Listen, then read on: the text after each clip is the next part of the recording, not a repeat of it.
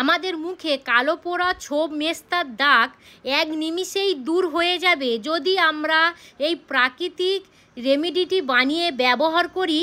ছোপ দাগ প্লাস ব্রণর দাগ এক সপ্তাহের মধ্যেই দূর হয়ে যাবে। নমস্কার বন্ধুরা, মালবিকা কিচেন উইথ ভিলেজ ফুডে আপনাদের সবাইকে স্বাগত জানাই। আজ আমি আপনাদের সঙ্গে শেয়ার করব মেস্তা বা মেছোতা, যেখানে যেমন আর কি আঞ্চলিক ভাষায় নাম বলে থাকে। দেখবেন এই মেছোতাগুলো আমাদের মুখে ছোপ ছোপ কালো কালো যে দাগগুলো হয় সেইটাই কিন্তু মেছোতা। আমি এক নিমিষের মধ্যে সে কালো দাগ দূর করে দেব প্রাকৃতিক রেমেডি বানিয়ে। পাতা তুলে নেব, সেটা হলো মেলোয়ারি পাতা বা কি বলে দিদি, আগাছা পাতা। আর এই আগাছা পাতা দেখবেন আনাচে খানাচে যেখানে সেখানে হয়ে থাকে, বিশেষ করে বেড়ার গায়ে হয়। এই দেখুন এখানে প্রচুর পরিমাণে হয়ে আছে। এখান থেকে আগাছা পাতা তুলে নেব।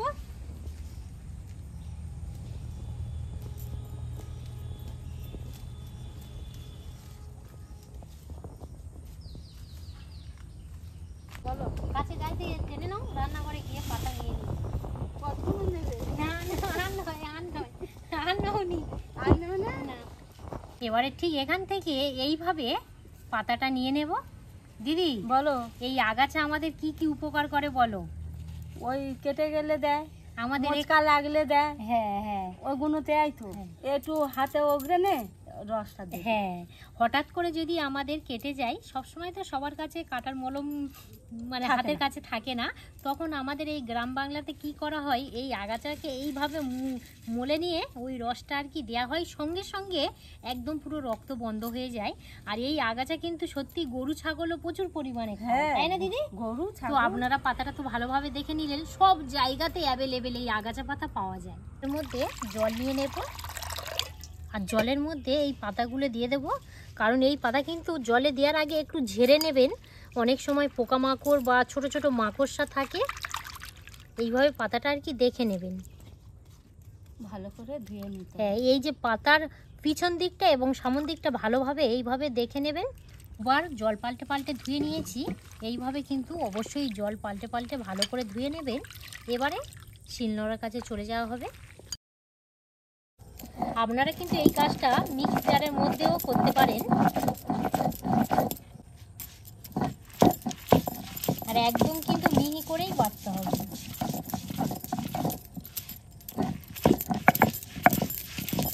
হয়ে গেছে, কত সুন্দরভাবে বাটা হয়েছে, দেখো একদম পুরো মিহি। এই দেখুন খুব সুন্দর বাটা হয় না? হ্যাঁ,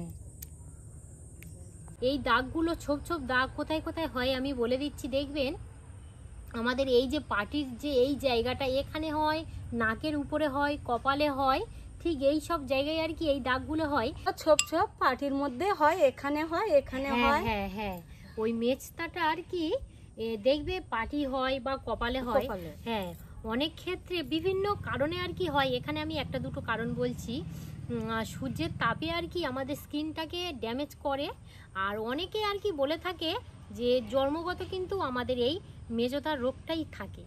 1 চামচের 4 ভাগের 1 ভাগ। এখানে আমি বলে রাখি, একটু খাঁটি হলুদ গুঁড়ো দেওয়ার চেষ্টা করবেন। আমি কিন্তু এখানে হলুদ ভালো করে শুকিয়ে গুঁড়ো করে নিয়েছি। আপনারা কাঁচা হলুদও এই পরিবর্তে দিতে পারেন যদি খাঁটি হলুদ না থাকে। এবারে নিয়ে নেব পাতিলেবু। এখানে আমি ঠিক মেজারমেন্ট করে 1 চামচ পাতিলেবুর রস দিয়ে দেব। আর একটু মেজারমেন্ট করে দেবেন।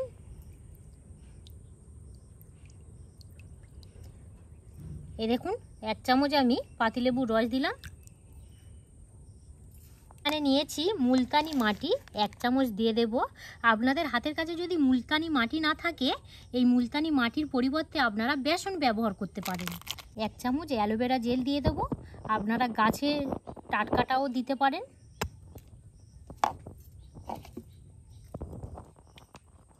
দেব 1/2 চামচ দিয়ে দেব। আর শেষ উপকরণ, তো এখানে নিয়েছি আমি ভিটামিন ই ক্যাপসুল। দেওয়ার চেষ্টা করবেন ভিটামিন ই ক্যাপসুল।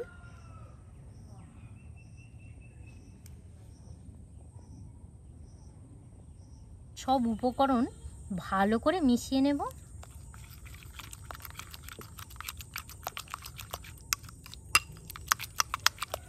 যে কটা আর কি উপকরণ দিলাম, দিদি বলো, সে কটা উপকরণ কিন্তু আমাদের হাতের কাছে থাকে কম বেশি।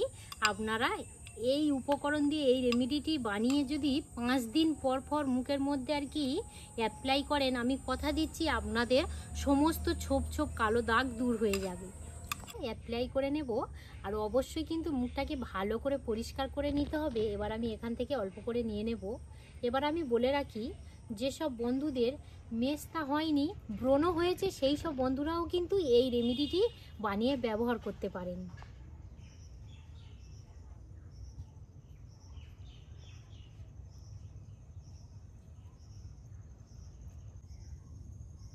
আমি তো বললাম বন্ধুরা, আপনারা মাত্র 5 দিন, বেশি নয় 5 দিন পর পর ব্যবহার করবেন। আর কখন ব্যবহার করবেন আমি বলে দিচ্ছি, স্নান করার আগে ঠিক 2 থেকে 3 ঘন্টা আগে এইটা ব্যবহার করবেন। পাটির মধ্যে ভালোভাবে দিয়ে দিয়েছি। আর এই যে ভ্রুটা আছে, এইটুকু জায়গাটা আপনারা গ্যাপ রাখবেন, তারপর কপালের মধ্যে দিয়ে দেবেন।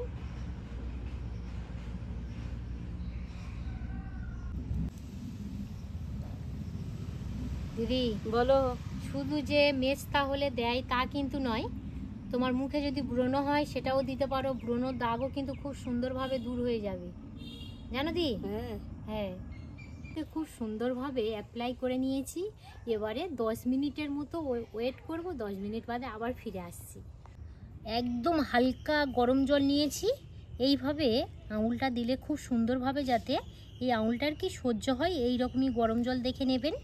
আর এখানে একদম নরম সফট পিওর সুতির কাপড় নিয়েছি, এইভাবে ভিজিয়ে নেব। এর বেশি কিন্তু আপনারা রাখতে যাবেন না।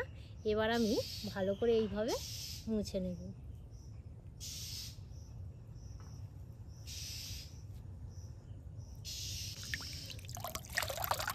কি সুন্দর উজ্জ্বল লাগছে। লাগছে দিদি? হ্যাঁ, আমার একার নয় দিদি, তোমারও লাগবে। সত্য কথা বলতে ভীষণ আমাদের উপকারী এই ঘরোয়া রেমেডিটি একবার বানিয়ে ব্যবহার করবেন। তো এবারে মুখটাকে এই প্রসেসে ভালো করে পরিষ্কার করে নেব। এবারে মুখটা পরিষ্কার করে নেব।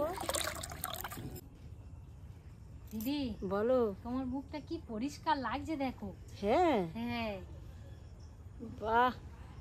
আর বন্ধুরা, একদিন কিন্তু ব্যবহার করলে হবে না, মিনিমাম 5 থেকে 6 দিন কিন্তু কন্টিনিউ পরপর ব্যবহার করবেন। তবেই কিন্তু কালো দাগ বা বনো দাগ কিন্তু তবেই দূর হবে। মিডিটা একটা কাঁচের এয়ারটাইট কন্টেনারের মধ্যে রেখে দেবেন। 2 থেকে 3 দিন নর্মাল টেম্পারেচারে ভালো থাকবে, তারপরে একটু ফ্রিজে নর্মাল জায়গায় রেখে দেবেন। আর যখনই মুখের মধ্যে ব্যবহার করবেন, অবশ্যই কিন্তু ঠান্ডা ভাবটা কাটিয়ে নিয়ে তারপর ব্যবহার করবেন। দিদি স্কিনটা দেখুন কত সুন্দর, একদম পুরো সাদা ধও ধও করছে। তোমারও হয়েছে, এই দেখো, তোমারও হয়েছে, দেখেছো? তো বন্ধুরা, এই মেস্তা ছোপ ছোপ যে দাগটা আপনারা কিন্তু 5 দিন কি 6 দিন, যাই হোক 1 সপ্তাহ ব্যবহার করবেন। আমি এখানে বলে রাখি, ওই যে 1 সপ্তাহটা কিন্তু আপনারা কোনো ক্রিম ব্যবহার করবেন না, শুধু অনলি এই ক্রিমটা ব্যবহার করবেন। স্নান করার আগে 10 মিনিট রেখে দিয়ে তারপর মুখটা ধুয়ে নেবেন। তো আপনারা ব্যবহার করে তারপর আমাকে কমেন্ট করবেন যে দিদি ভাই দাগটা উঠছে কিনা। আর আমি যে কটা উপকরণ দিলাম আপনারা সেই উপকরণ দেওয়ার চেষ্টা করবেন। তো পর্বটা এখানেই শেষ করলাম। আপনাদের কেমন লাগলো অবশ্যই মতামত জানাবেন। যদি ইউটিউব থেকে দেখে থাকেন তাহলে তো বেশি বেশি করে লাইক শেয়ার করে দেবেন। আর মালবিকার রান্নাঘর ফেসবুক পেজ থেকে দেখে থাকলে পেজটা ফলো করে সাথে থাকবেন। আপনারা সবাই ভালো থাকবেন, সুস্থ থাকবেন, সাবধানে থাকবেন। আরও একটি নতুন পর্ব নিয়ে খুব তাড়াতাড়ি ফিরছি। ততক্ষণে আপনারা আপনাদের খেয়াল রাখবেন। ধন্যবাদ জানাই।